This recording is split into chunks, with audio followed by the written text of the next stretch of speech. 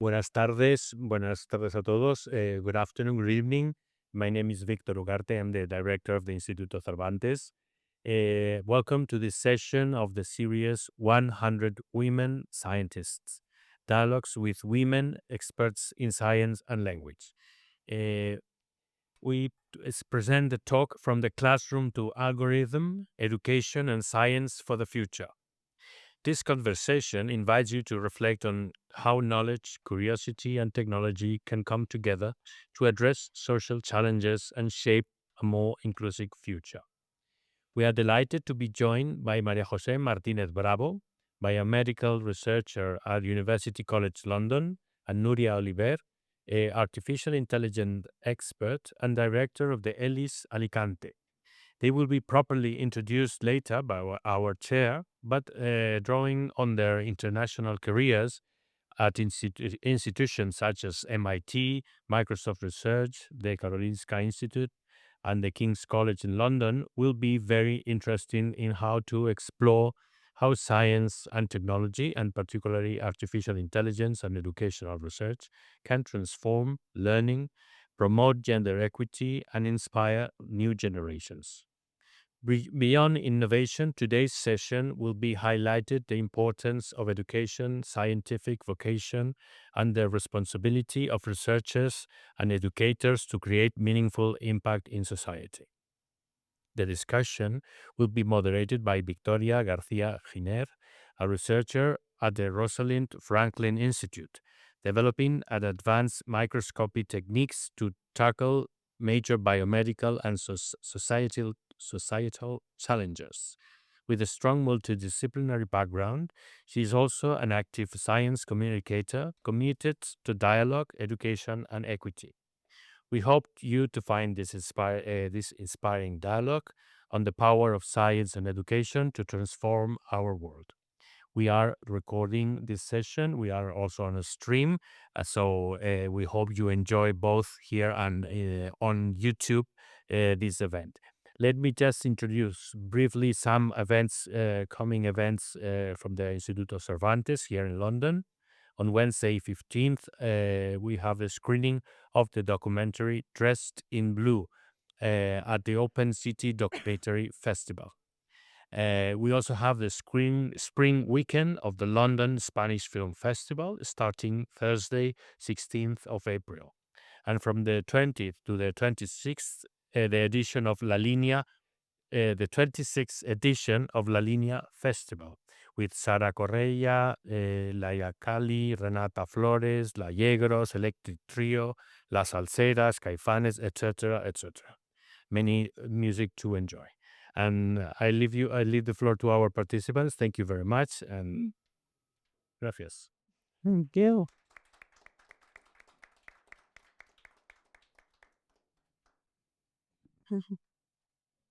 Well, good afternoon, everyone. Welcome to this session of Cien Científicas, which is held here at Instituto Cervantes in London. Today we will be discussing science, education, technology, and the future that we can actually build together. The title of our panel for today is From the Classroom to the Algorithm, Education and Science for the Future. And I couldn't ask for two better partners in crime to actually be talking about this. So today I have the privilege of sharing the stage with two women who personally, there are more than just scientific role models. They are in many ways true heroes for me. Heroes for their capacity to pioneer in fields that have traditionally been dominated by men, like Nuria, who is a telecommunications engineer, also born in Comunitat Valenciana, like me, in Alicante. She has a PhD from the MIT, and she is one of the most recognized voices in artificial intelligence and data science worldwide. She has developed her career in leading institutions such as Microsoft Research, Telefonica, and Vodafone, and she serves in the advisory board of so many institutions and universities. Currently, she is the chief data scientist at Datapop Alliance, which is a collaborative project between MIT and Harvard. And furthermore, and the thing that actually touches me more is that she returned to her home country, to Alicante, to actually build her own research institute. She is the co-founder and the director of ELLIS Alicante, the unit of the European Laboratory for Learning and Intelligent Systems. And this institution focuses on the responsible use of data and AI to improve health, sustainability, and human well-being. As a personal note, and the reason why I first encountered her work is because she was the leader as the commissioner for AI in the Valencian government during the COVID-19 pandemic. She used big data and AI to track the evolution of the virus in our community, combining the mathematical models with the participation from thousands or even hundreds of thousands of citizens. And actually, her project was awarded the X Prize in the Pandemic Response Challenge with $500,000, which, it is a great achievement, which actually highlights and showcases what the work at ELLIS and the work that Nuria has been doing over the years. And in the other hand, I also have another heroes that are here for their commitment to ensuring that science is not only locked in a lab, but actually finds a way into the classroom and finds a way to have an impact on women equality. And that is María José Martínez Bravo, who's a biomedical researcher born in Sevilla and currently a lecturer in the UCL School of Pharmacy, where she is the deputy director of all the master courses on drug discovery. No, only two. The drug discovery ones. The drug discovery master courses in UCL. Thanks for correcting me. All of them. But actually, before joining UCL, she actually was around the world. She was had significant research in Spain and also in the Karolinska Institute in Sweden. But the reason why I know María José and the reason why she's one of my heroes is because her impact goes beyond the lab. She's actually a dedicated community builder. She serves as the chair of Women in Science committee at SRUK. For those of you that don't know it, it's the Society of Researchers in the UK. And in this role, she has been really active. She has led the British chapter of the White Paper on Gender Policies in Science and Academia, together with RAICEX, which is the network of networks of Spanish researchers abroad. And she will tell us more about it later. But I would encourage everyone to read this document if you really want to know more about the reality of female scientists working internationally. And she's also the driving force behind Awakening Vocations, which I don't want to spoil it because I know there's going to be conversations about this. But basically, it's dedicated to inspire the next generation of female scientists and scientists in general. So here we have two perfect examples of women that embody the bridge between high-level research and social progress. So now going into the details, and because I have stolen your CV, I would like to ask you a more personal question. So I will start with Nuria. What actually made both of you decide to pursue an academic and research career? What was the inspiration behind it? Thank you. Question, are we speaking in Spanish or in English? I don't know what's preferred. In English? I wasn't sure. Well, thank you so much for the invitation. It's a great pleasure to be here. So in my case, I was always fascinated by what I thought a scientist was or an inventor, because I really like answering questions that haven't been answered before. I really like solving mysteries, puzzles, logic problems, anything that sort of like requires you to think, how to solve it. But I didn't have any scientists in my family. None of my parents is actually in science, they are in humanities, so I didn't really have a lot of real knowledge of what it meant. But, I had this idea, Marie Curie or Albert Einstein or Leonardo da Vinci, as sort of like my role models. So through high school, I always chose the technology/science track, but I didn't really know what to do within this broad, spectrum. until the second year, the last year of high school, right before having to decide what to study, I had the opportunity to talk to a friend of my brother's who had started telecommunications engineering in Madrid, and he came to Alicante for Easter, like just now, and I had coffee with him, and then he told me what telecommunications engineering was about, which I had no idea. What even technology was about, because I also didn't know. And for me, it was just really like, wow, I didn't realize that you could like build all these things and, have impact on society. And then he also told me how it was life in Madrid, living in a dorm, and then I remember I came back to my house and I told my parents, I know where I'm going to study telecommunications engineering in Madrid. And they were like, we have no idea what that is, but if that's what you want to do. So that's sort of like my story.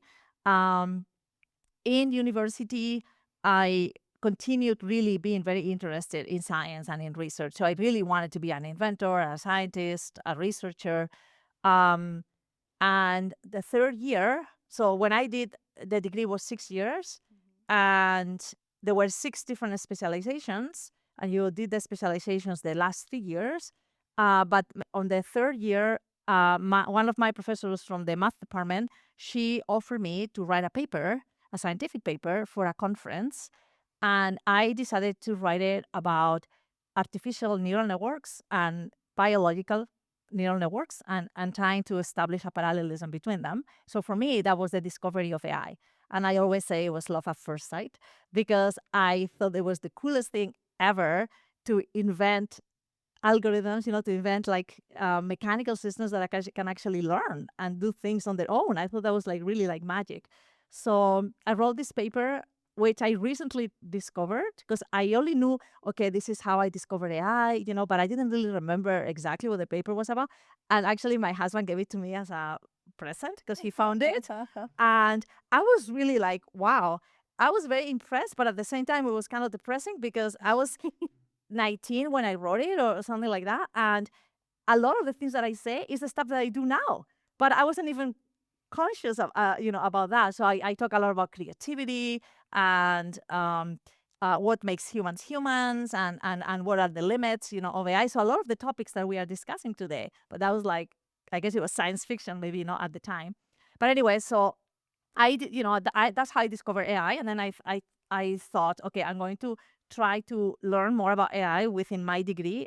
So from the 6 specializations, there were 2 that were the closest to computer science. So I did 2 specializations at the same time to really get as much knowledge as possible related to sort of computer science. And then I did my end of year like master thesis on AI as well. And during my studies, I discovered a program from the company Siemens, the German company, which was an international student circle where they would select top engineering students from anywhere in the world. And if you were selected, then in the summers, we could go to any place from Siemens and work all summer and get experience. So I chose the research labs. So it was my opportunity to learn about non-academic research on top of like living in Germany, and so forth. So from that experience, I learned I don't want to live in Germany and I don't want to work for Siemens, but it was a great opportunity. So my dream was to do a PhD in the US on AI. And specifically, my topic is the intersection between AI and humans and human behavior modeling. And so like anything related to modeling humans computationally, because I always thought if we want to build technology that helps humans, the first thing that it needs to do is understand us so it can help us. So I wanted to invent algorithms that would like understand, help us understand different aspects, of human behavior. So of course, I thought, okay, how am I going to go to do a PhD in the US? I mean, I don't have any money. No one from my family has gone to the US. I don't know anything about the US. So I discovered that there were these really good scholarships for graduate school from like Aisha Foundation. So I applied for one of them and then they gave it to me. And that was the opportunity that I had with that scholarship to be able to go to the US. So I applied to like, I guess, the top US universities at the time in what I wanted to do. And then from among them there was MIT, and then eventually I decided to go to MIT, and that's how I started my scientific career. Yeah.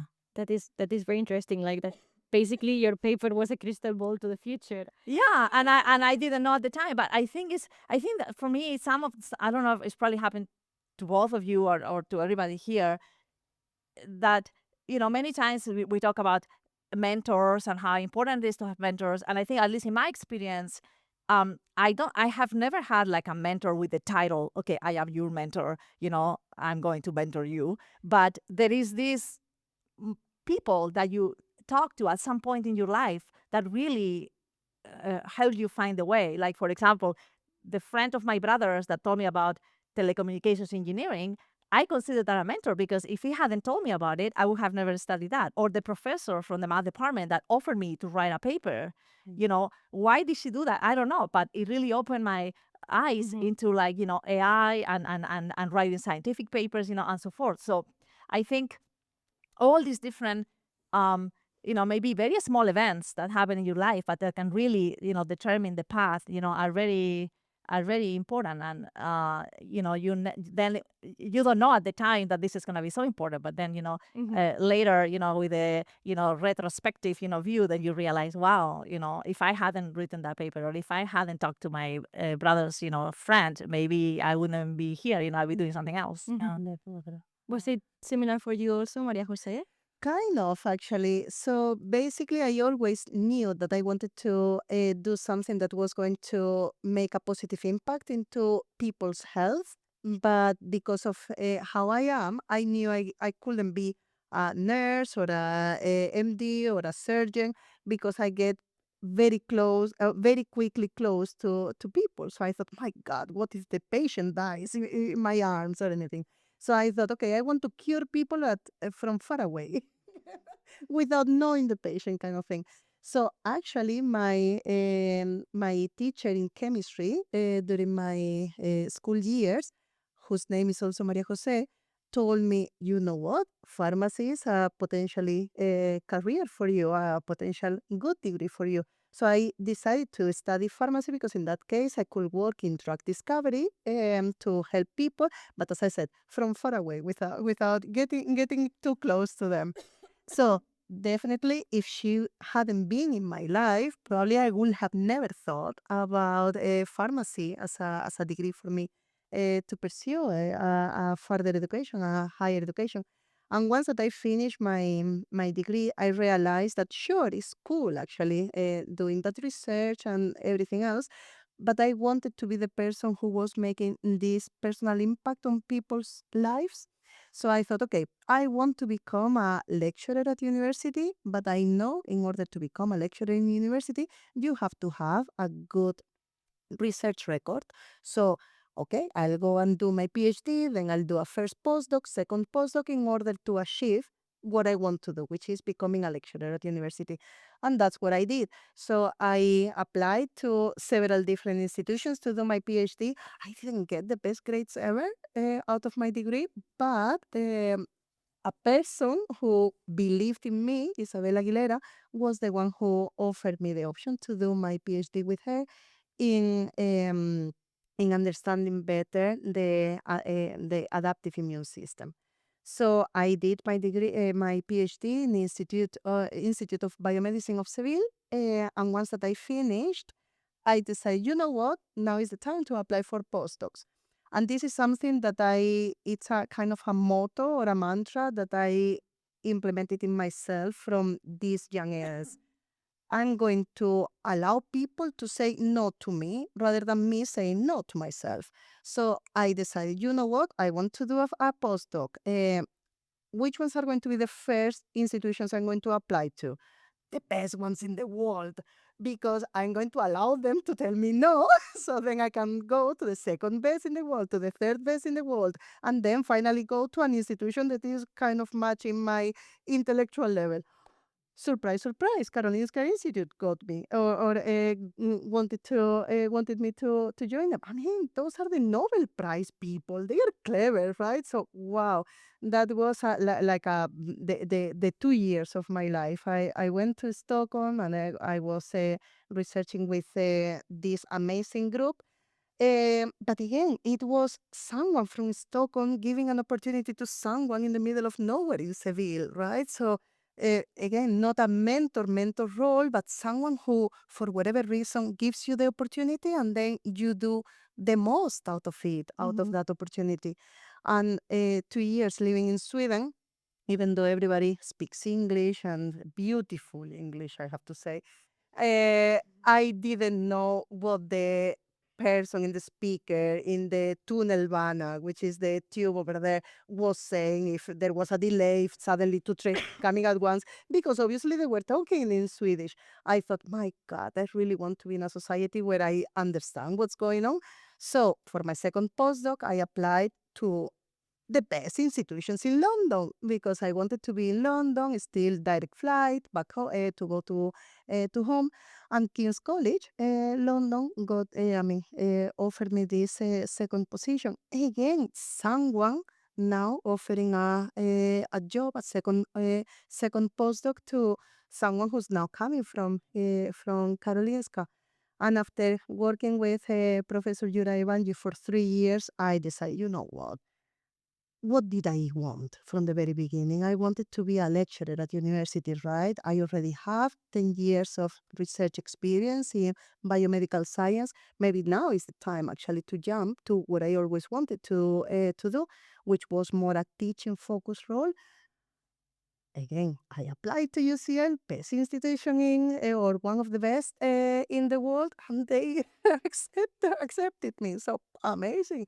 And I've been working with them for the last 8 years, and now in the role that I always wanted, like that was impacting, making a good impact, hopefully, to the students that I encounter every day in my job throughout these two MSCs. So I agree with you that it's not just one person that has been holding my hand during the whole process. It's been just random people giving you the chance and you believing that maybe you don't deserve the chance, but now that you got it, do the best. Do your best.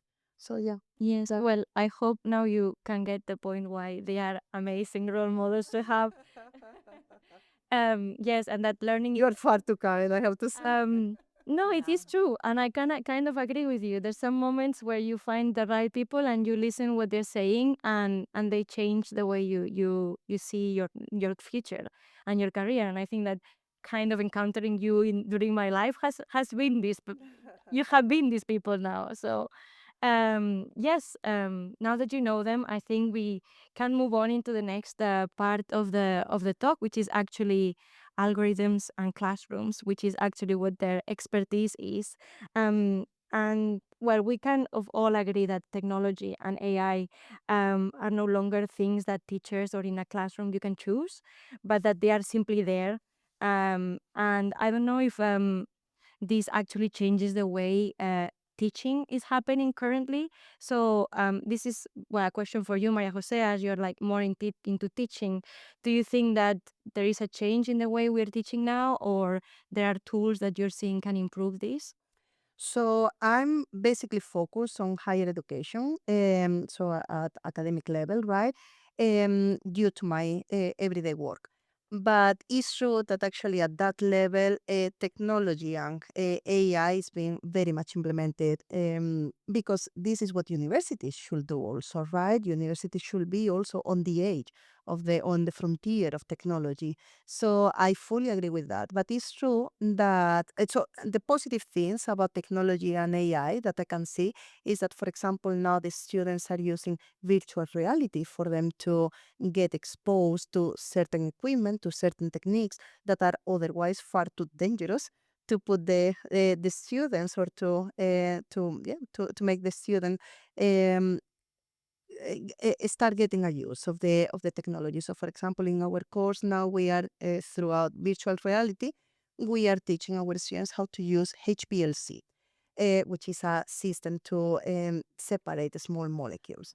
So the equipment in itself is very expensive, so we cannot afford the student to make mistakes. So then they get trained throughout the virtual reality, and actually they can speak to the avatar who is going to give them answers as AI source of information coming from a certain library that this particular AI has access to. So it's not going to be chatting to this avatar about anything in the world. So this AI can only answer questions out of this particular knowledge. But it's very, very good for the students. I truly believe that the students are learning quite a lot. And actually, you do see that once that after the training is finished and then they are exposed to the equipment themselves, they make far less mistakes than in the past. So definitely that's something super, super positive.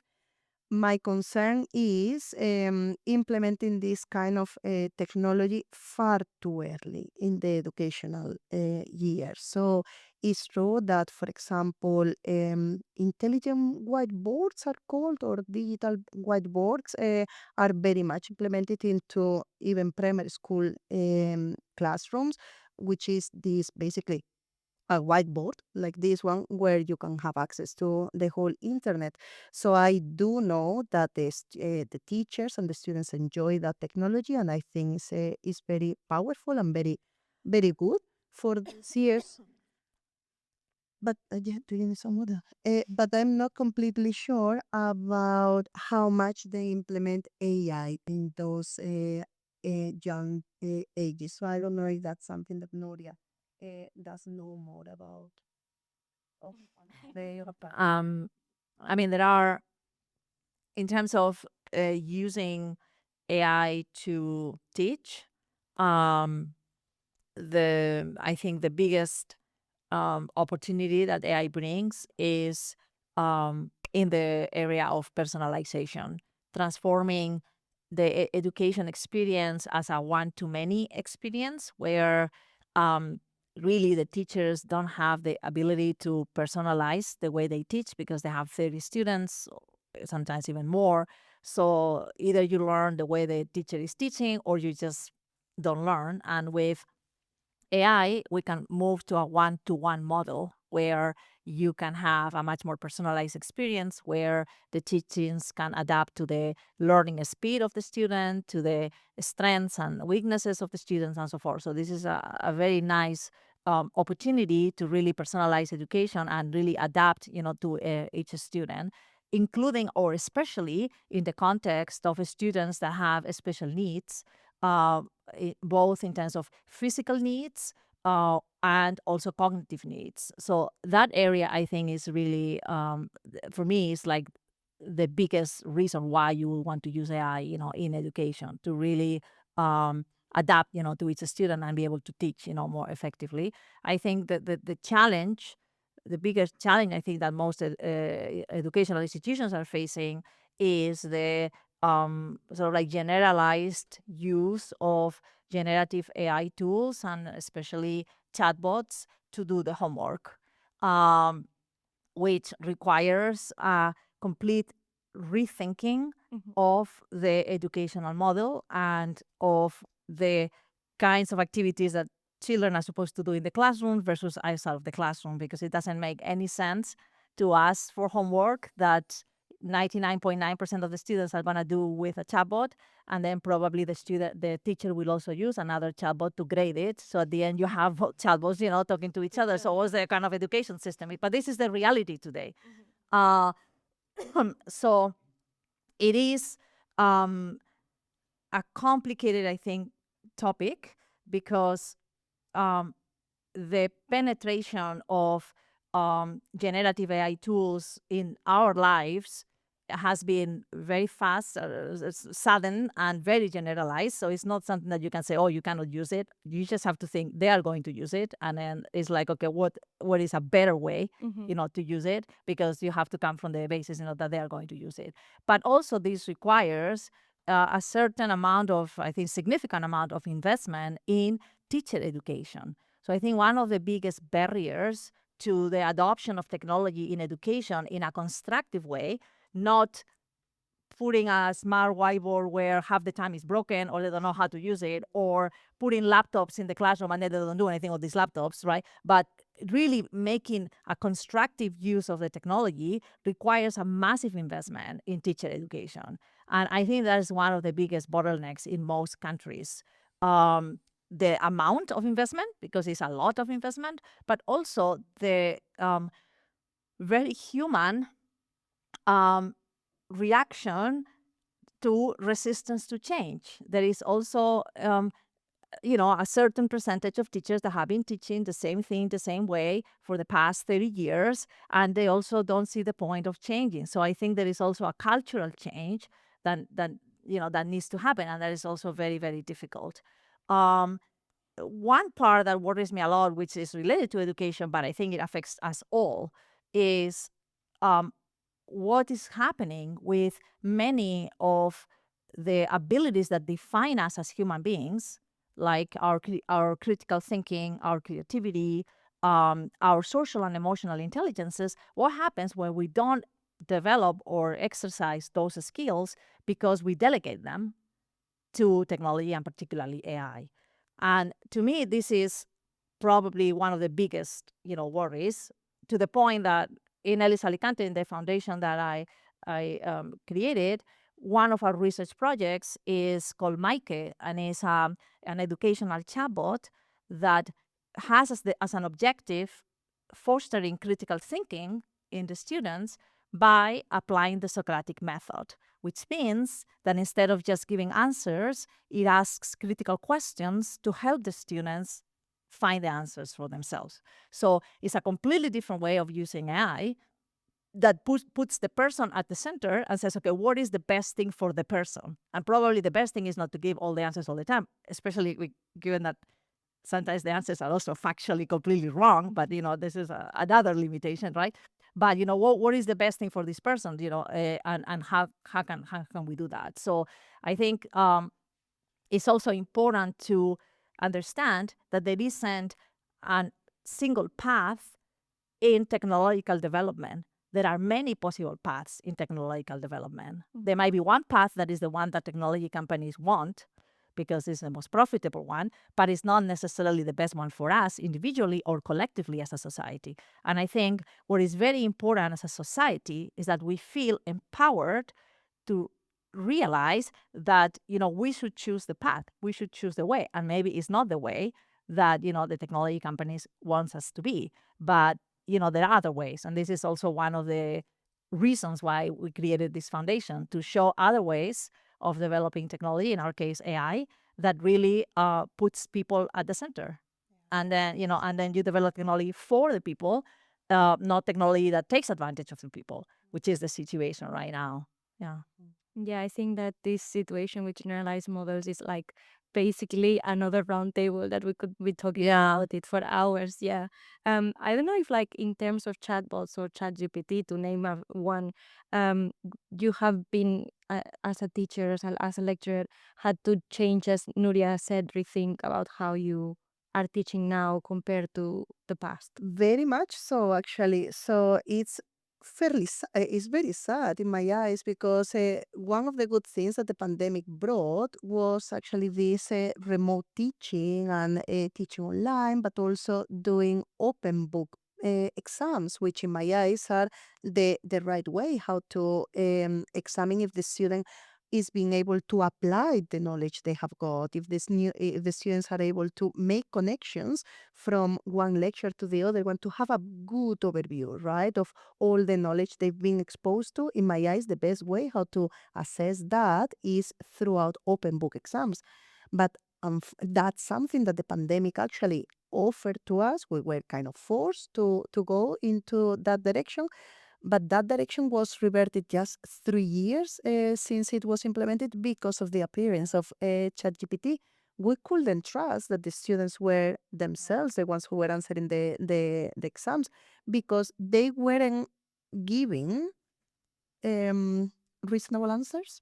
As you were saying before, basically they were believing without any critical thinking the answer that the chat box was giving to them. What a mistake! What kind of what generations of human beings we are bringing into the working world, right? Into the working force, because not being able to even reread what the chat box has given to them, and then for them to make modifications, to ask again to the chat box. I'm not saying that they shouldn't use it. I mean, as an educator, because I'm assessing you, I don't want you to use it. I want you to implement your own knowledge, definitely. But at the same time, if it's an open book exam, that's also another source of information. So you have access to it. But just believing by default what you receive, that's very dangerous. Not being critical, not questioning what they are giving to you. Actually, in one of the occasions, trying to discourage students to use this chat box for them to answer their coursework exams or whatever, open book exams. Uh, in front of them, I asked to ChatGPT. No, ChatGPT, no, it was one of the ones that create pictures out of the inputs that you give them. So I said, can you give me a picture or create a picture of a salmon swimming up the river? And after a few minutes, we could see Tesco packages of salmon basically swimming up the river. That's salmon swimming up the river. Well, that's a very British model. Very British. Very British. But the thing is that the answer the chat GPT or the AI is giving you is basically exactly what you ask for. Salmon swimming up the river. But that's not the salmon that should be swimming up the river, right? So it was just an example for the students to realize that in occasions, even though they are answering the right question, is not right at all. You see? So unfortunately, because of the misuse they were giving to this chat box, we had to revert at university, UCL, University College London, big institution in the world. We had to revert it to pen and paper exams just to assess the knowledge of our students. Isn't that sad? Not training our students, our next generation of a working force, into doing a good training. A good use of the AI. Basically, I think is maybe because we are creating lazy people, lazy students. I don't know. Maybe because we educators are not well trained into AI. That definitely may be the reason. But pretending that this is not part of our lives, it's a mistake, definitely. So I really would like to think that in a few years' time, students are going to be more aware or more um, or better at answering, questioning what the information that the chat box is giving to them, and doing a better use rather than a lazy one. So yeah. Yeah. So I wanted to bring a sort of like a concept, and I actually wrote an article in Spanish about it. It's called "Ode to the Process," uh, because I think it's not just for education, but also for education. I think one of the um, phenomena that is happening with generative AI is that because the algorithms are so good at creating the output looks so professional, so well written, so photorealistic if it's images, right? So amazing. We forget that what is valuable to the human experience is not the output, is the process to be able to create the output. And the output is just the byproduct. The fact that the students do very well the exam is the byproduct of the fact that they actually learned. And learning is a process. So I think we are now being blinded by how amazing all these outputs are. And we are forgetting that what has the value ultimately for us as human beings is the process of being able to create the output. And because it is in the process where we make mistakes, it is in the process where we learn, is it in the process where we put effort, and it is the process that enriches us and makes us grow. And having only the output without the process is totally useless and is worthless because you actually didn't do it. It's like climbing a mountain with a helicopter. It's like, okay, great, you can see the views, but you didn't do any effort, right? But also, it's not just even in terms of the learning process or the growing process, it is also related to around purpose and motivation. We feel, we get great pleasure and satisfaction from knowing that we did it, even if it is not very good, but at least you did it. And that is what really motivates us. And I think also everyone here probably, if you are using generative AI to do something, I don't think you feel that satisfaction because ultimately you know that you didn't do it and you didn't put that much effort into it compared to how much effort you have put if you had done it yourself. So I think for me, this is something that maybe is very important to tell ourselves. Maybe we shouldn't value the output so much. Maybe we shouldn't just value, whatever, the homework, the end of the homework, but there should be maybe ways to really encourage everyone, and especially students, to walk the process and to make mistakes and to be wrong and eventually be right, and to put an effort into whatever they do, irrespective of whether it's really not that great the output, but at least they're doing it. So for me, I think this is a very important element. And maybe education in the maybe always, I don't know, at least in the past years, had been too focused on the output because there is all these grades and scores and and grading systems, and I don't know, like here, like in the UK or whatever, the A levels, and so it's just numbers, and outputs, and maybe we forgot that we should value maybe more the actual process, and the effort that each student is placing. So in the context of AI, maybe we should try to move into systems that really try to measure and evaluate how much effort the students are putting in whatever they're doing, irrespective of what they are using to do it. Yeah, I fully agree with that. And I think something that is very important that we should implement in education is trying to show the students the value of what they are learning in their normal lives, if that makes sense. So I remember when I was a student saying, oh, trigonometry, well, that's not for, it's not going to be what. And I'm 100% sure I wasn't the only one thinking this. Trigonometry is not going to be helpful at all in my normal life, blah, blah. But as soon as you are in front of a problem where actually a problem that may be like climbing a mountain, right? How much effort do I have to apply to that one according to the inclination, blah, blah. And so therefore, how much pasta I need to eat in order to have the necessary energy in order to climb it.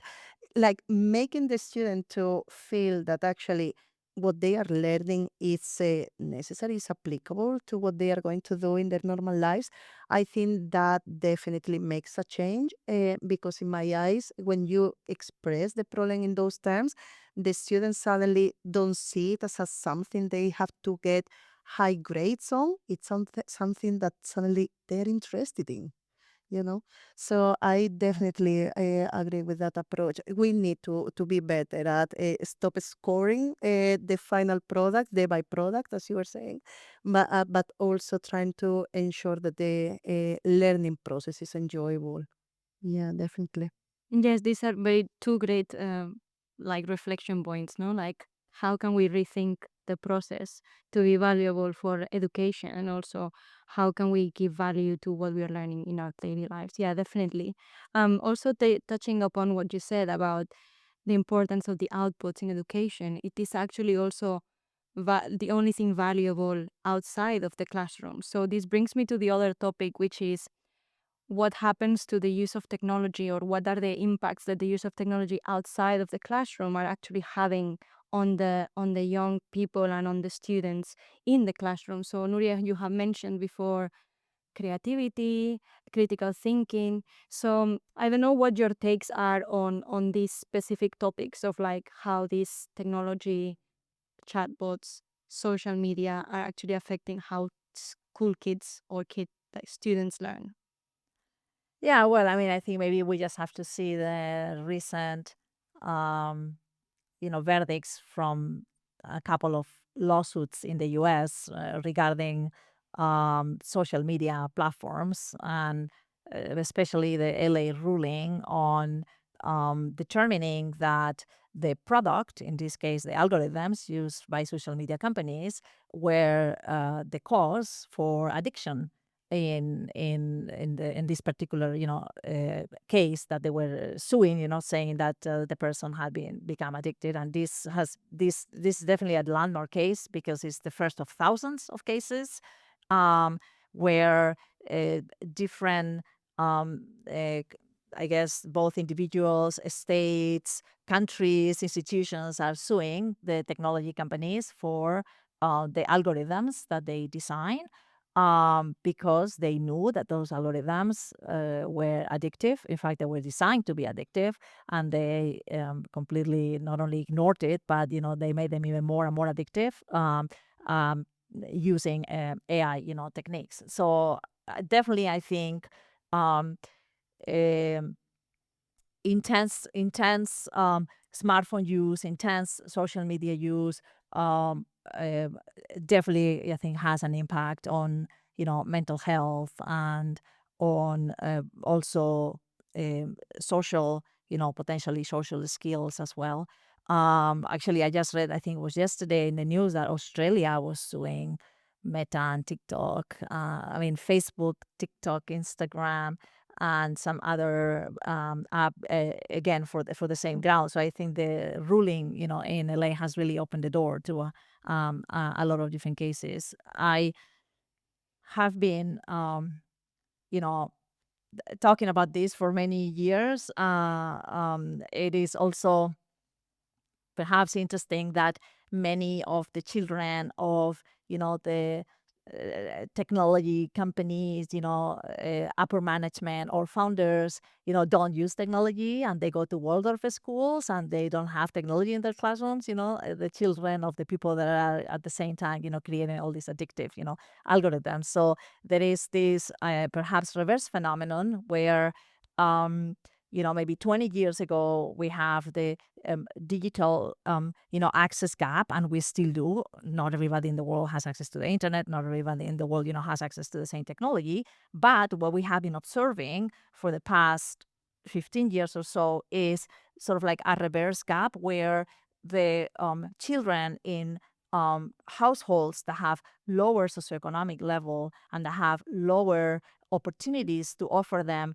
other activities to do, use technology a lot more, and especially mobile phones, than the children of families that have higher socioeconomic level and have the means to have their children go to like music class and ballet class and and sports and so forth. So there is this sort of like in a sense reverse logic, because it is the most intense use of technology is maybe at the levels where we would think it wouldn't, right?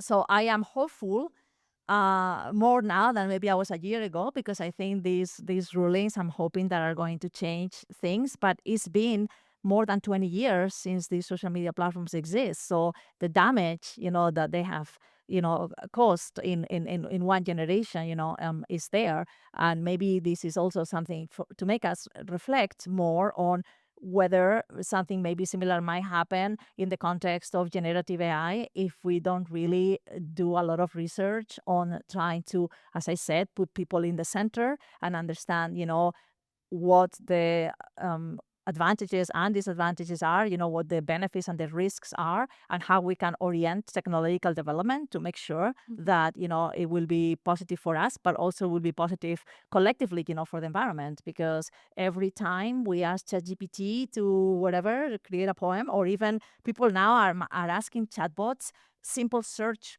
questions like where is blah, and they're asking ChatGPT. Every of those queries is computationally a lot more expensive than doing a simple internet search, which means that the environmental impact of using these chatbots is a lot larger than doing standard internet search. So I think we should also be very mindful on for what purpose we are using these tools, because they are by no means carbon neutral. And in generative AI, like in sort of like in deep learning, which is the area within AI that all these models are based on, there is a law called the scaling laws, which basically says that the more data you use to train a deep neural network that is, that has more and more parameters, which means you also need more compute, the better the network works. And that's why all the technology companies, there's this race trying to release models that are bigger and bigger and bigger each time, because it has been found that the bigger the network, which means it needs a lot more data and a lot more compute to be able to train this network, the better it works. But of course, this is not very sustainable.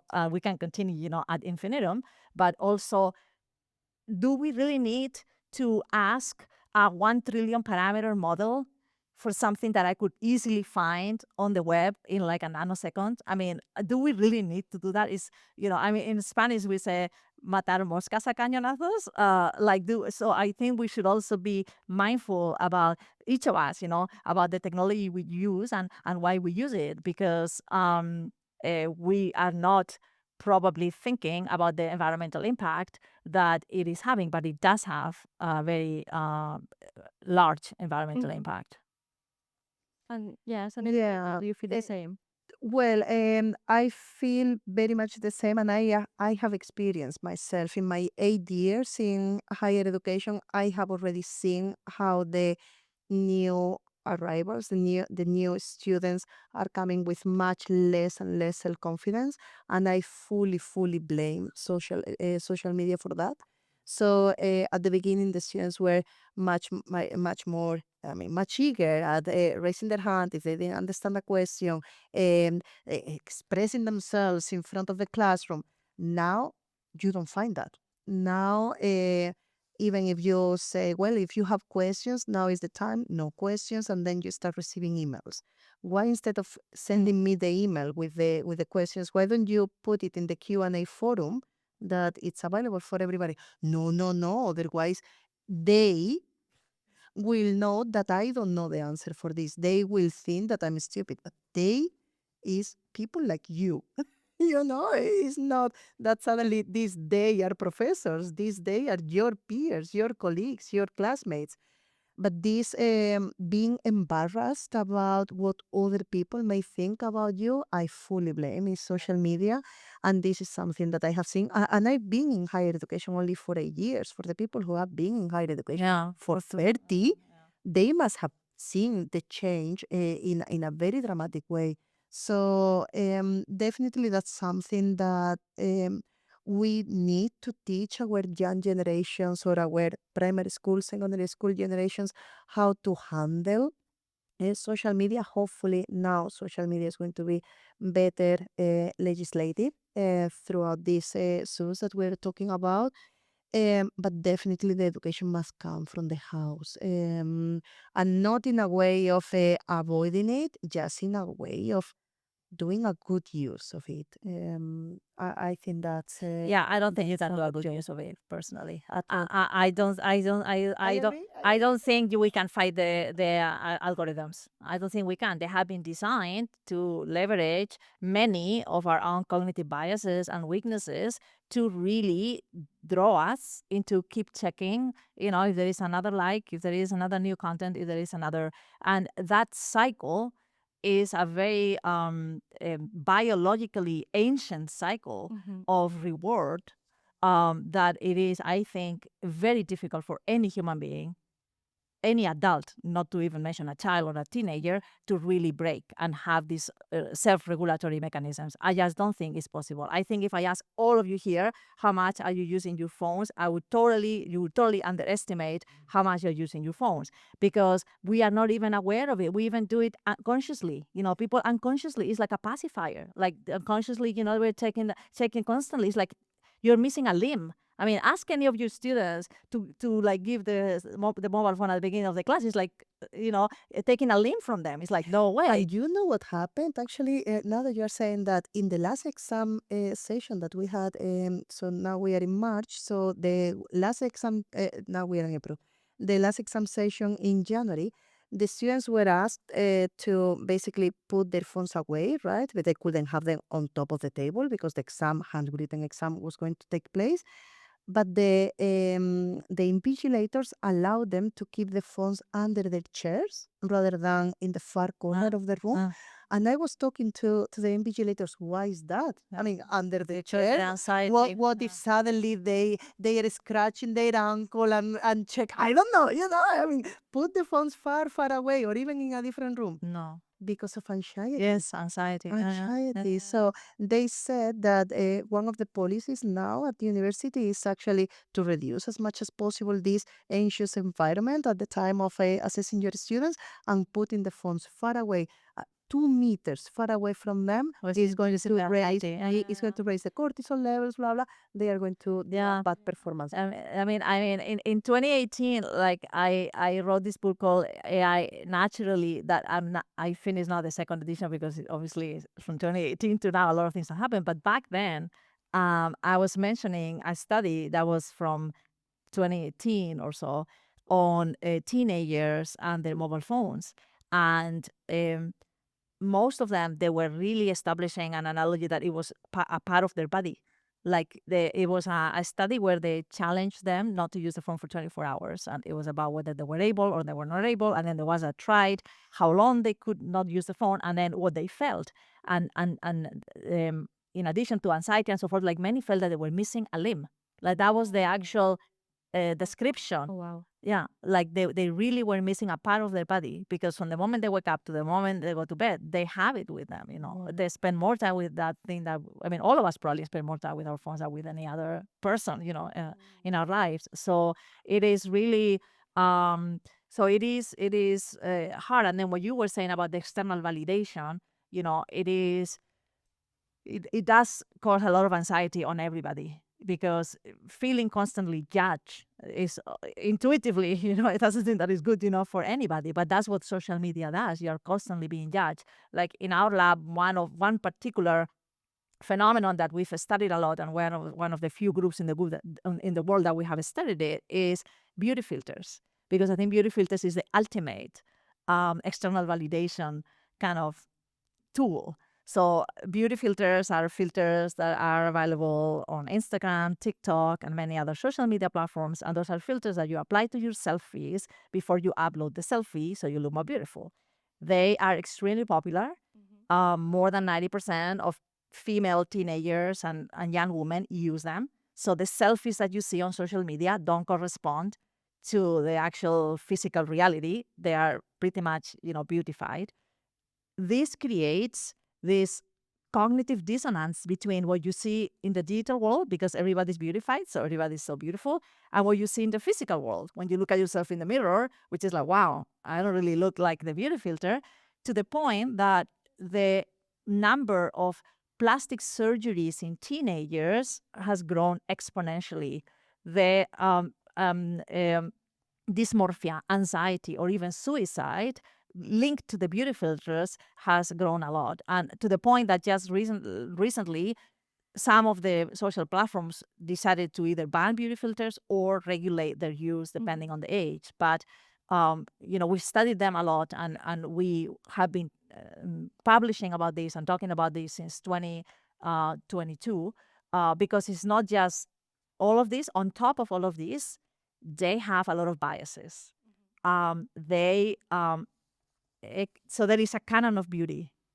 There are thousands of beauty filters that you can apply, but they all have the same canon of beauty, and which is usually big lips, almond eyes, very smooth, light skin. There's this canon of beauty.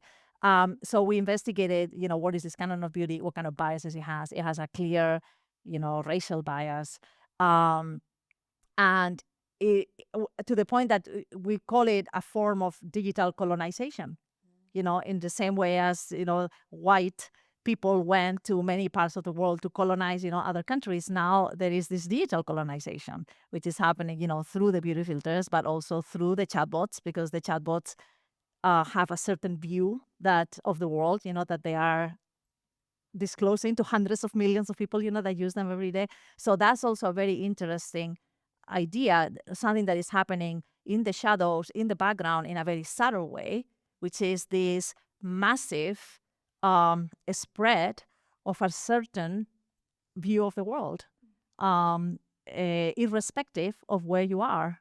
And again, that I think deserves to be investigated, and deserves to be studied more thoroughly and scientifically. Yeah. I don't know if we have time for a few more questions.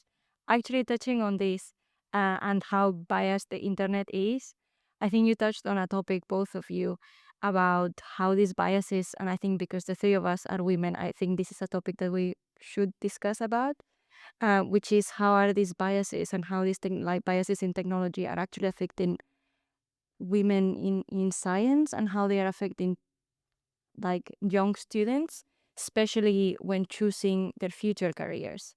So I don't know if you have had any experience in trying to study these changes in high school or even in beyond the school levels. Um, Yes, I do have experience on that. So I have two major experience. So one of them is basically the Awakening Vocations project that you were mentioning, not spoiling before. So basically, that's a project where we are trying to to awake vocations actually in young students, primary school students, to basically pursue a career in STEM. Our focus is actually girls. And because even though there are certain disciplines that are well populated by girls, there are some scientific disciplines. There are some other where actually the representation is not that high, right? So basically, what we thought is that with this Wicked Invocations project was using these digital systems that are already implemented in the classroom and these smart screens, basically to expose the primary school pupils to female scientists for them to see them as a potential role model. And actually, we were assessing how they saw or they thought a scientist was looking, then being exposed by video to this female scientist, and then how name this kind of a puppet with and also dress it as a scientist and tell me the name of this scientist. And we saw that actually from the age of 6 to 9, girls and boys, they draw female and male scientists at the beginning before the exposure, and the same after the exposure, like no, in a very random way. But from 9 to 12, we saw that girls stopped seeing women as a scientist. So, and actually, after being exposed by video to this female role model, they start dressing as a female scientist to this puppet that I was mentioning earlier. So that's amazing. That's just by being exposed by video to for 10 minutes to a female scientist is already creating this change in the girl's mind, which in my eyes is very much necessary. As we were talking before, none of us have been holding hands with our mentor. We have been suddenly exposed to someone or some situation that amazed us. So if this project is amazing two people in the world, it's already worth it, you know?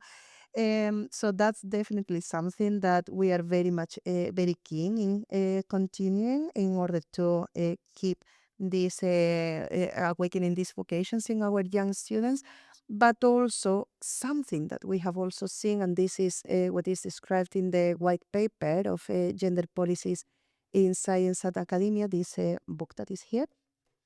Basically, we have seen that even though girls or women and men, they may pursue a PhD and they may start their careers in science in more or less similar percentage for men and women. Once that we start reaching higher positions in the institution, suddenly the split comes. So men are much more prevalent in the higher positions in institutions in academia in 14 different countries across the world, and women are less represented. So I really would like to think, and this is now a question for me to you. Is it possible actually to make the use of AI to basically revert this situation? Because something that we have analyzed in the book is something called sticky floor, which is basically all these tedious and bureaucratic tasks that by default, in many occasions, women are buried into. when they are in academia, could we somehow use the AI to do those tasks for the women to continue doing the research and not wasting any time in doing those tasks? Therefore, they can continue progressing and promoting in the future. Is that something that we can potentially? I think anyone can do it today. Okay. Absolutely. I think, but I don't know to which degree that's gonna be the answer. I see. I mean, I think at the end there is a very complex structural challenge. I think there are challenges related to work-life balance. There are challenges related to maternity. There are challenges related to cognitive biases that impact men and women in decisions that are being made regarding promotions, opportunities. So I think it's a multidimensional, complex problem. Of course, if automating boring, bureaucratic tasks can help, I think you can totally do it today. But I don't think that will necessarily be like the answer to the sort of like pyramid situation that we have in terms of women being in positions of leadership in disciplines where at the base there are more women than men. Yeah. Because in your field there are actually more women than men at the base. So it's not a problem of attracting women to your field, which is or my field. Because in my field, I mean, in computer science there is 12% of students enrolled. Like it's really, really low. There's been a lot of efforts to try to get more students because in the 80s they were up to like 30, 40. So it's actually been going down. Now I think maybe you can be 25%, maybe in some cases could be 30%. But then of course, then if you move to graduate school, like for example in AI, so maybe there's only 10%, 12% of women. So the base is already very small, which makes it even harder, right? Because the pyramid applies to every discipline, right? But I think some strategies that I know have worked for some institutions is regarding if you don't have diversity in the input, you don't have diversity in the output. So what some institutions actually in your field, in the biology's broadly speaking field, have done was because they were like, I don't understand, there is, I don't know, 80% of women, that study biology, and how come we don't have team leaders? How come we don't have more PIs, that are women? And what they realized is that when there were positions opened for being PIs, they didn't have female candidates. They had male candidates. Why? Because both men and women, we study cognitive biases a lot in my lab, so I'm very familiar with many of our cognitive biases. So one of the cognitive biases that we have is the gender bias. And according to this bias, both men and women have a tendency to sort of like infra-value women if they are at the same level as a male peer. And this is something that we apply to ourselves, and this is something that other people apply to us. So what's happening in many labs is that even though there were openings and there were women that qualified to apply for those openings, the women didn't apply because they felt that they were not good enough. Yeah. Whereas many of the male applicants, they didn't even fulfill the Not very good requirements. enough, No, they they still didn't even apply. fulfill the requirements, and they still apply. They're like, well, I don't know, I'll fake it until I make it, basically. So there was a really big gender difference. So there are many labs that now require that there is a minimum amount of diversity in the candidates, and if there isn't, they actually don't even evaluate. Because the other issue was, first, the women were not applying because they were like, oh, I'm not going to get it. I'm not good enough. I don't want to, whatever, embarrass myself. But also the more senior scientists that many times maybe they need a push, from a more senior scientist, they were also not encouraging the women. And they were encouraging the male, scientists. So I don't think any of these things will be solved if AI does the bureaucracy. But obviously, if AI does the bureaucracy, I think, it can help.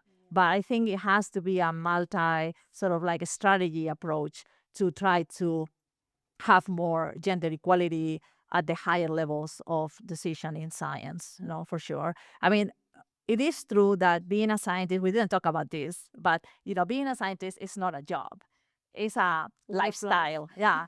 So it's like being a writer or being a painter. I mean, it's not that at 5 p.m. you're like, oh, brain, close down, I'm not going to think about anything anymore. Like, it's like really a lifestyle. So I think this makes being a scientist, for many women, very hard in terms of work-life balance because, there are paper deadlines on Sundays, there are paper deadlines over the holidays, there are conferences all the time.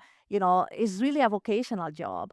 And I think if you don't have a good partner in life that understands that this is really a vocational job, it's not like a 9 to 5 job, and it's very difficult to disconnect. And if you disconnect, I don't know, it's just impossible because you're always thinking about ideas, I think it is very hard for women if they want to have a family and they don't have the support that they need. I think this is definitely a barrier that particularly I think applies to science compared to other professions because of this vocational aspect to it. In my field, it's easier because in computer science, at least we don't have to go to any lab, to do actual biological experiment, which I think is really very demanding, right? In our case, as long as we have, good internet connection and access, to computers, we can work from whenever. So that's why when I give talks to teenagers and I try to explain, what a scientist in AI does, and what it is, I would say it's like the best job for work-life balance. Like, I don't understand why so many girls want to go to medicine. It's like the worst job for work-life balance because, you can't do it remotely. If the person is sick, you can just say, wait 3 hours, until.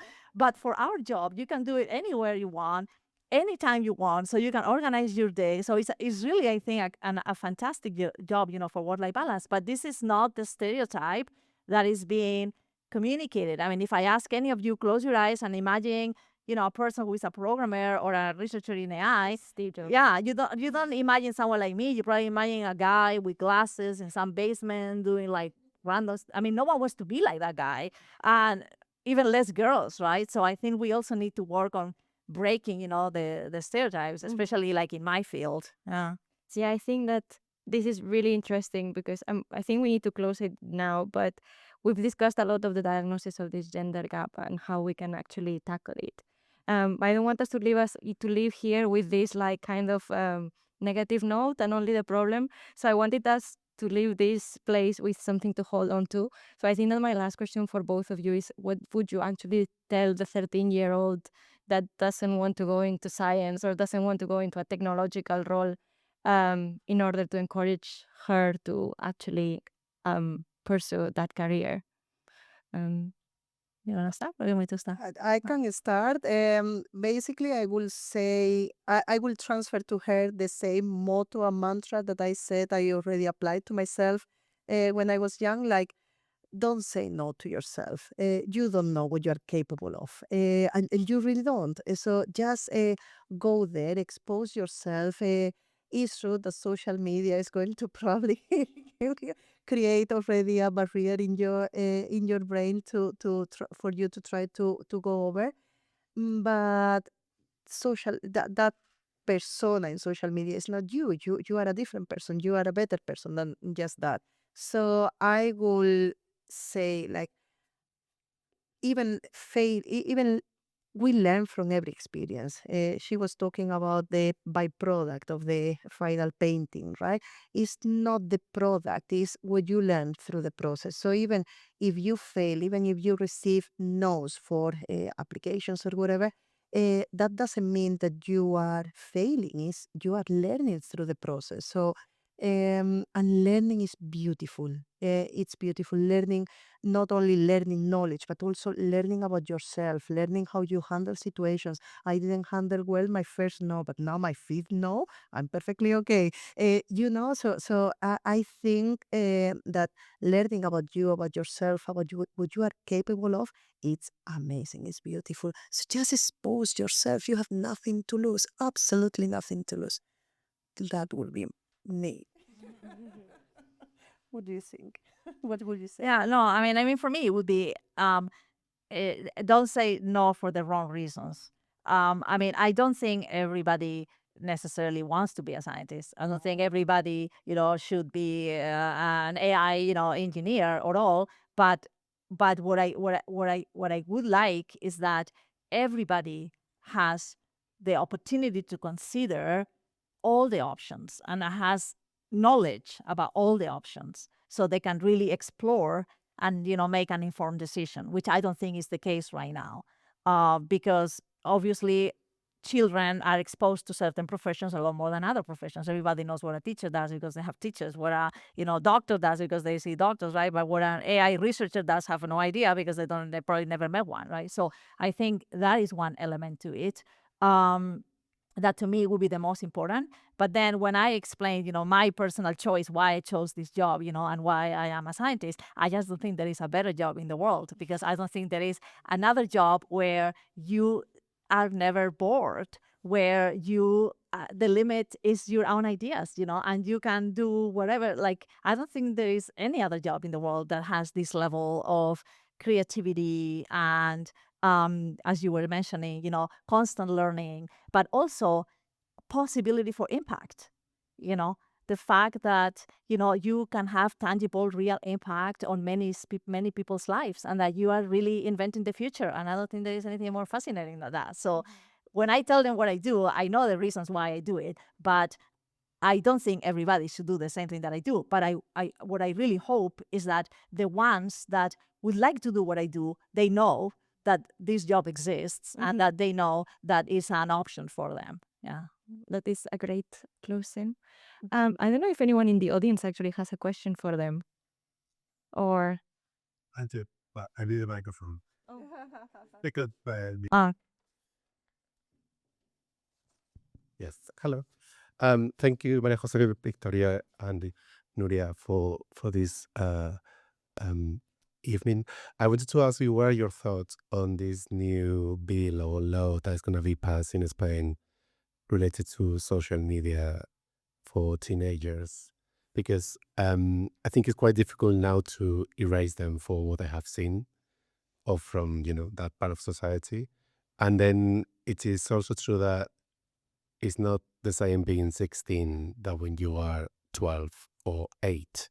So the approach or the exposure to social media is completely different. What are your thoughts on that? Yeah, so I think it's definitely a challenge. I mean, Spain is not the only country. There's many other countries in the world that are banning the use of social media for under 16. My personal opinion, I would ban the use of mobile phones at the age of 16. I really don't see what the value of a mobile phone is for those ages. And my children can attest to that. I really think that there is only those years in your life. I mean, we, with our life expectancy, that generation will probably live 90 plus. And there is only 10, 12, 15 years of your life that are fundamental, critical years in your own development. And whether we like it or not, we have a body and we live in the physical world. And our learning and our development is multisensorial. And one of the biggest challenges of delegating so many social, emotional tasks to technology, or doing them mediated with technology, is that the technological experience is very limiting compared to the experience in the physical world. And that physicality, as of today, we cannot get it with the technology. And we know that if we don't use it, we lose it. So I think for the sake of the development of the children, for the sake of their own well-being, I personally would vote that they don't have a phone.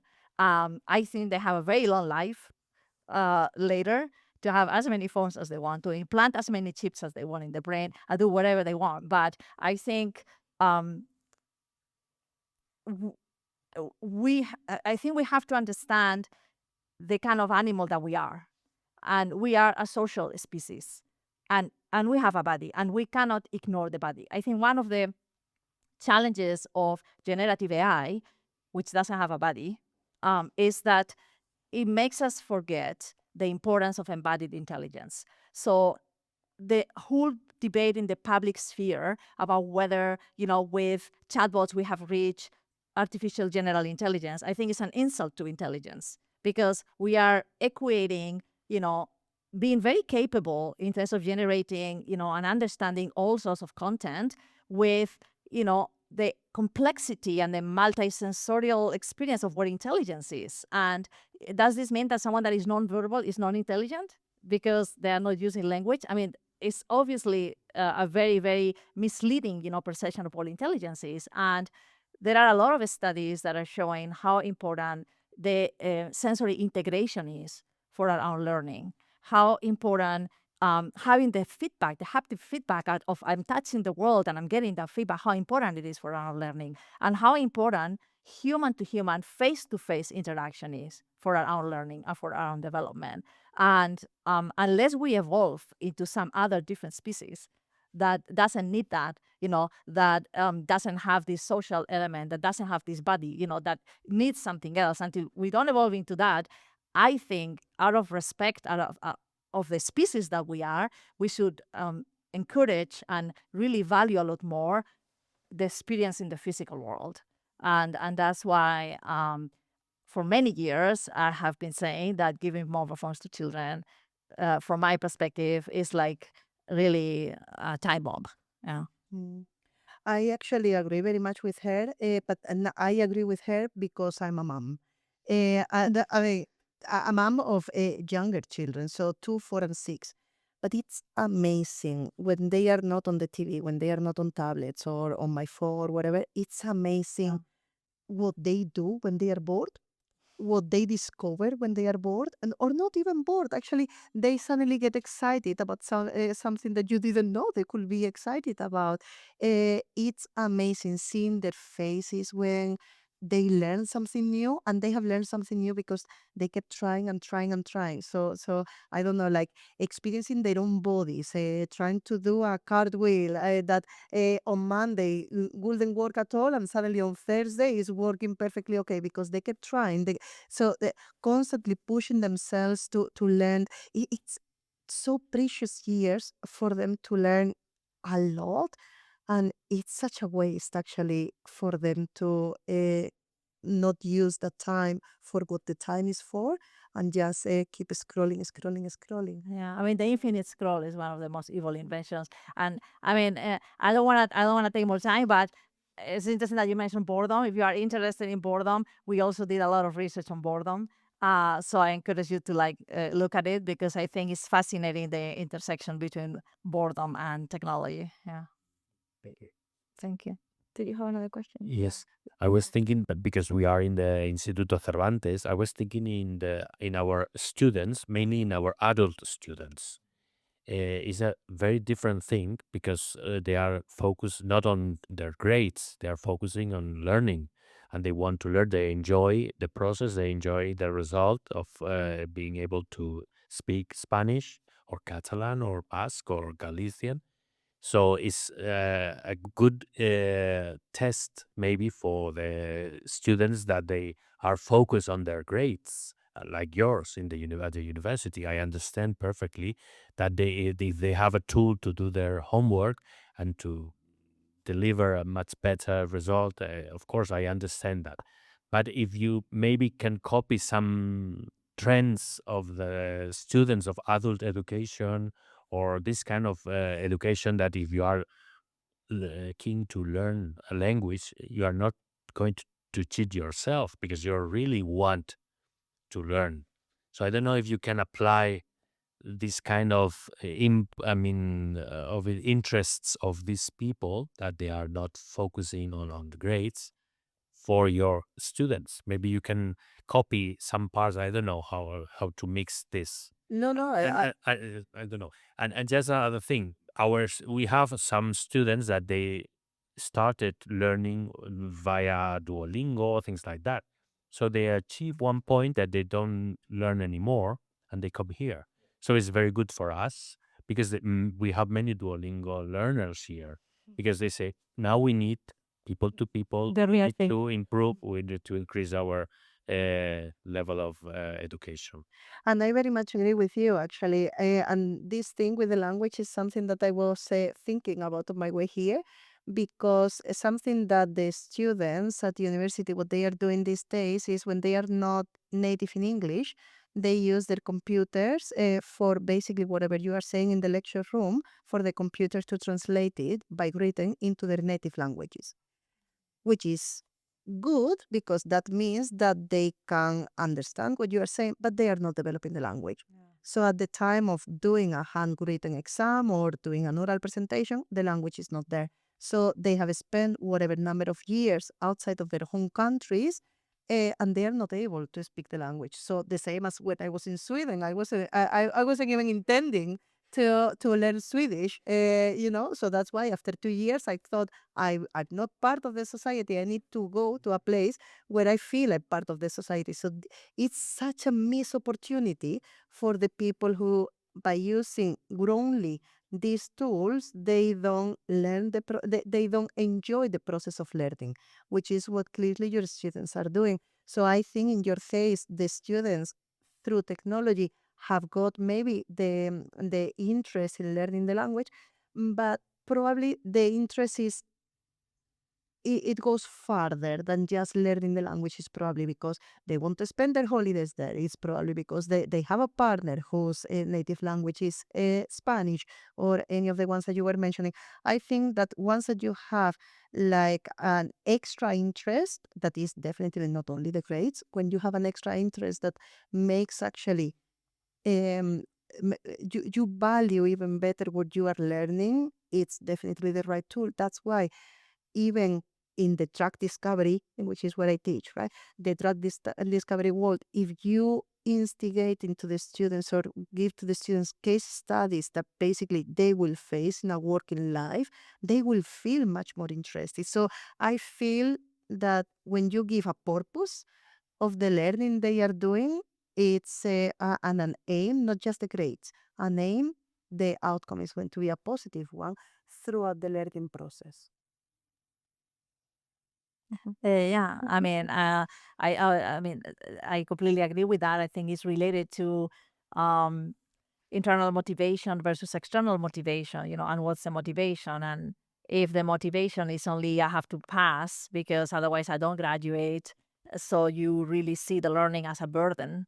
And in the case of adult education, because all the students here that are adults, they have probably many other better things that they could be doing. And they really, if they come here, is because they want to come here. It's not because they need it to graduate. It's not because their parents are forcing to do it. It's because they want to do it. So it's a clear example, I think, of internal motivation. And I think the challenge is for students that, are in university, and who knows why. There might be a percentage that is because their parents are forcing them to do it. There might be ones because doing it because they don't know what else to do with their lives, right? So how to identify and how to find these other elements of motivation, as you were saying, maybe is connecting it with the real world, maybe is making it personal for them, maybe they have a personal story that connects with them.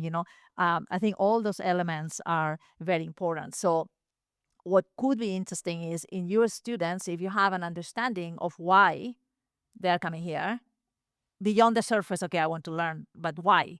And maybe, as you were saying, some of them will be, because I want to retire in Spain. Some of them might be, no, it's because my children are studying in Spain and I want to, communicate with them, or whatever the reason. I love Spanish cinema. I want to, whatever those reasons are, that could also, there could be some reasons that could be translatable to the, university, setup.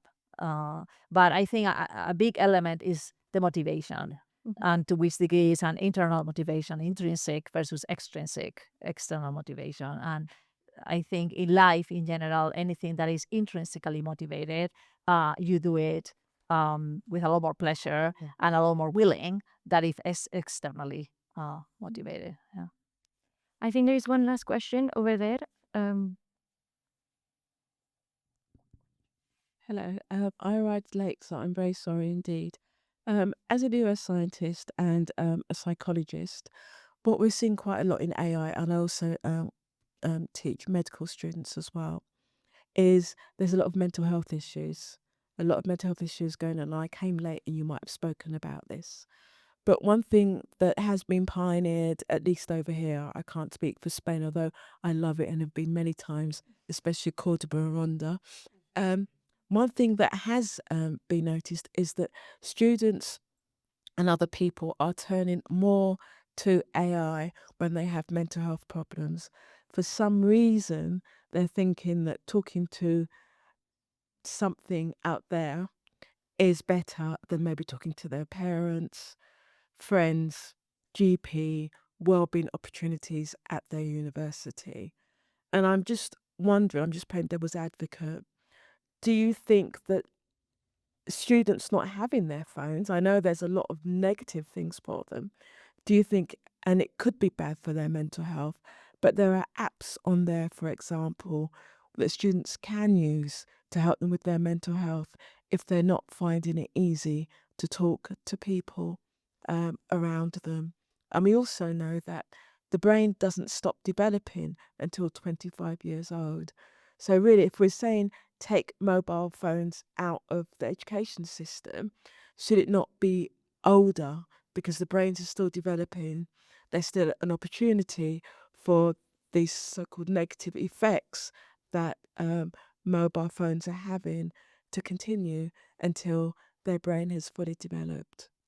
Yeah, so you bring a very complex topic. In fact, we have studied how appropriately or inappropriately many different chatbots respond when the users are communicating using text that could be indicative of a mental health crisis. So it's actually a topic that we have studied, and we have found that in a non-negligible percentage of cases, the generic chatbots, not an app that has been designed for mental health support, but the generic chatbots do not respond in an appropriate way because they have not been designed, for those purposes, but people still use them.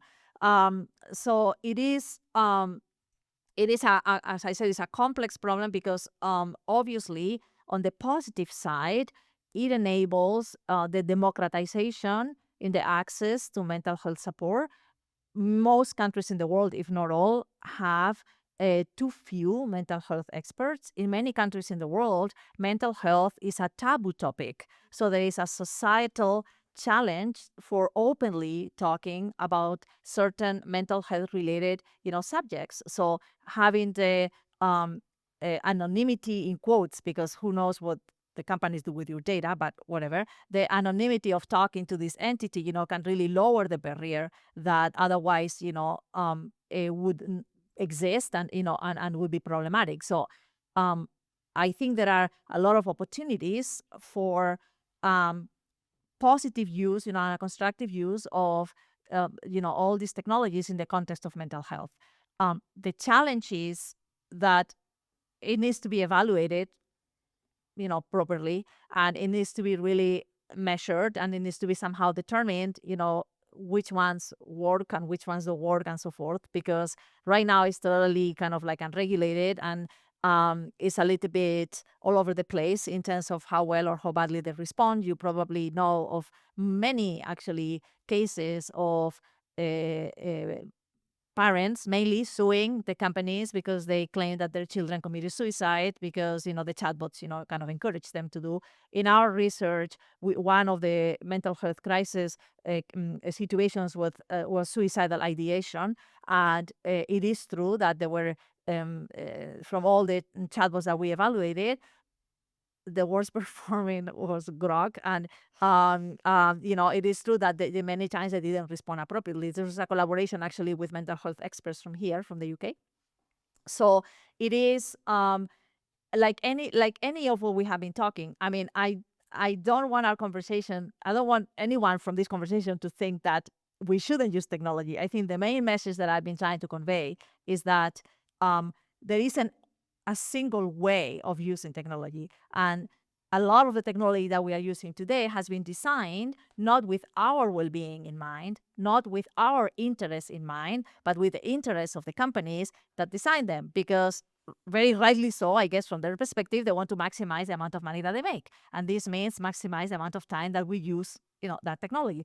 If I work in technology, it's because I'm the greatest believer in the power of technology to improve the quality of life of everybody, not just of some people, and also of the planet, because we also need technology to tackle a lot of the environmental, challenges that we face. So we absolutely need technology, and I definitely working in trying to build, technology that will help us. But this doesn't mean that everything is valid and that everything right is acceptable. The other thing is if we are facing right now this mental health crisis in young people, why? To which degree is the technology to blame? And to which degree are other factors to be blamed, right? And part of the reasons, I think they are related to technology use. Not all the reasons, because there are many other reasons, but I think part of the reasons are like what you were mentioning about external validation, about the fact that people don't even want to raise their hand and ask a question because they don't want to be judged, by everybody else. So that creates anxiety in people, unnecessary anxiety, right? So I think from my perspective, I think it's a fascinating topic. I think there are a lot of opportunities to really help a lot of people. We haven't talked about this, but another big challenge is actually the elderly and unwanted loneliness. What is the solution for unwanted loneliness? Technology could be a solution for unwanted loneliness, but probably not every technology, that we develop is going to be, the right one. But so there are a lot of demographic and societal challenges, where technology, I think, will play, a positive role. But I think we need to study it, we need to question it, and we really need to put people in the center and then see what's the best way to really, help people. Yeah. Well, thank you very much, both of you. I think this has been really enlightening. At least for me, it has been a really good conversation. It has left us with like lots of reflections, but from a scientist perspective, that's a very good thing. So yes, thanks everyone. Thanks to Instituto Cervantes for hosting this. I think we need another roundtable to cover all the topics that have been open. But yes, thank you very much. Thank you so much for doing such a great job. Yeah, thank you.